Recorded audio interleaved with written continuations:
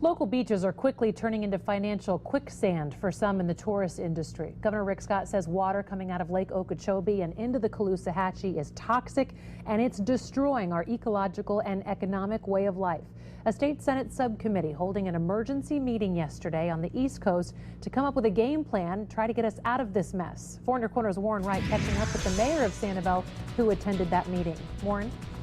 Well, engineers, biologists, and elected officials put their heads together to come up with some immediate short-term solutions to stop the flow of that murky water.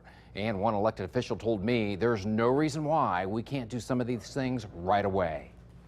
It looks like this when it comes out of Lake Okeechobee, but when it finally makes its way down the Caloosahatchee, it ends up looking like this. Algae blooms along with dead seagrass floating in the dark water. A state subcommittee held a meeting on what, if anything, can be done immediately.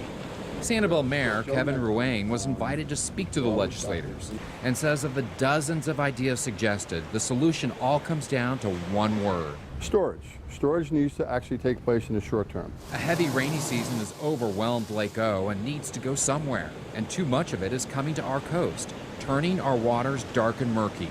Mayor Ruane took away 3 recommendations from the meeting. Perhaps the most politically charged is flooding the Everglades agricultural area south of Lake Okeechobee. U.S. Sugar, with its powerful lobby, has thousands of acres of sugarcane on that land. We also have land, 27,000 acres, that we purchased from U.S. Sugar, that we actually lease back to them, and we actually have the ability to put water back on there. We could take the land back from them. A less controversial suggestion is to work with farmers to the east and west of the lake. So they're looking for possible land leases, areas that they could temporarily store water to relieve some of the pressure on the estuaries. Many people actually were farmers at one point in time and no longer are, but they have land. So why not utilize land and store water?